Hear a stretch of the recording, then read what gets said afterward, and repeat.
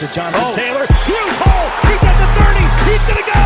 10, 5, touchdown. Jonathan Taylor made a man miss the line of scrimmage and then runs it into Pater for a one-handed INT. Are you kidding me? Kenny Moore. What a play by Nyheim Hines.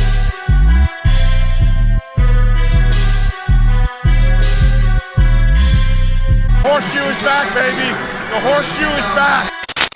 What's going on, Colts Nation? Welcome back to another episode of the Bring the Juice Colts podcast. Cody Felger, Derek Larger here with you again.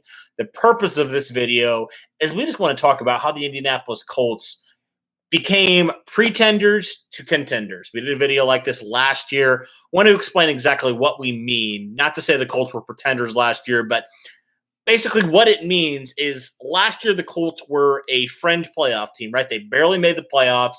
They lost in the first round, the wild card round. We thought maybe their ceiling was maybe divisional round. I think that's kind of what we said last year with Phillip Rivers. We kind of felt like maybe they were a little bit, I don't know if like held back is the right word, but there was just some things they needed to figure out a little bit more or address maybe another offseason.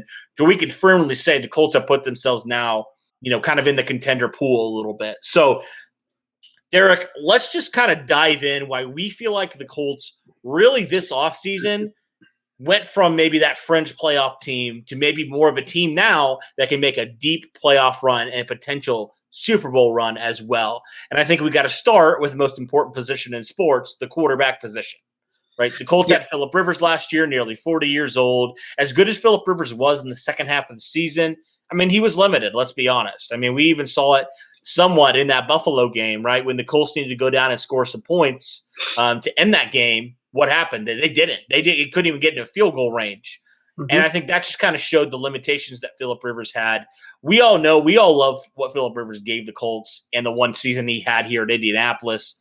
But I think it's fair to say the Colts were limited in what they could do offensively. Now they add Carson Wentz, who, yes, had a bad season last year. We all know this. Frank Reich has said as much. Carson Wentz has said as much. Everybody knows this. But from a potential-wise, Carson Wentz's ceiling is so much higher than what the Colts had with Phillip Rivers last offseason and last season in 2020. What are your thoughts on the quarterback position now in 2021? Yeah, I mean, like you said, just with Carson Wentz, we all know last season really bad. And, a lot of people like to live too much in the present and try not to think about some of the things that made him really good. And ironically enough, it's more of the Eagles fans that are doing that now than what the Colts fan base is now. I think a lot more of the Colts fan base is now starting to become more anxious and more eager to see what Wentz can do instead of dragging him down. But you see most of the Eagles fan base saying that because they're still salty that they lost Carson Wentz. I mean, let's just be honest. They're salty they lost Carson Wentz. They don't want to admit it because ultimately it makes them feel bad. But it's okay because the Colts are going to do better than the Eagles ever will at this point in time, so it's okay. But nevertheless, Carson Wentz now in a new spot. You can now open up your offense in a lot more different ways. You're not as stagnant in how you run your offense, and it opens up all new kinds of possibilities that will allow you to open the playbook, reach further down the field, and ultimately just make defenses a little bit more confused.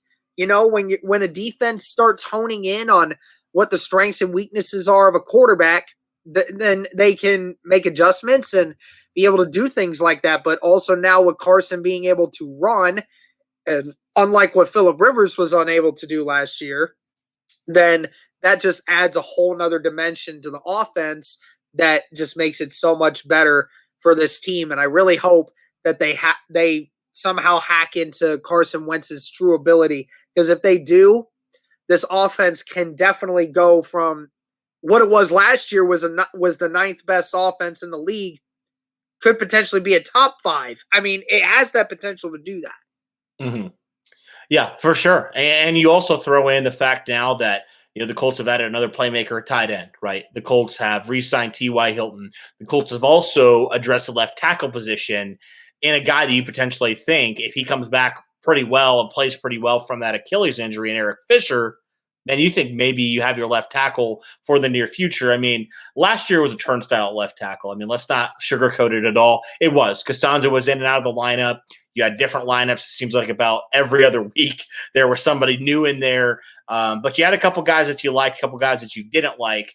But ultimately now you think with Derek Fisher, beyond this injury, Derek, he's been relatively healthy pretty much his entire career in the NFL. So you feel like if he gets back from this injury, you have a a guy that's pretty durable at left tackle, and that's just going to help Carson Wentz in this offense so much more to have a potential top 10 tackle when he's healthy back in the lineup. What are your thoughts about the other ways the Colts have addressed their offense, being tight end, wide receiver, and then offensive tackle? Yeah, I mean, with the offensive line, that's also been the great thing this year is the added depth of the offensive line. Really awesome that Ballard was able to address that so heavily in the offseason. You're not going to have as much worries about injuries afterwards because the Colts will feel comfortable with the guys they have behind them and will at least be moderable enough to be able to hold off for at least a while. And just all the different moves they did make when they were top heavy with the signings of the left tackle position, Eric Fisher, that let alone just really doesn't change much from what Anthony Costanzo was. In my opinion, Eric Fisher's right there with him when it comes to certain things. So, you don't really see a drop off there at all. And then, you added some additional wide receivers. You brought T.Y. Hilton back. We said it in previous videos that the importance of a T.Y. Hilton. You drafted a guy like Kylan Granson, who you're really, really excited about his route running ability and the ability to make plays after the catch.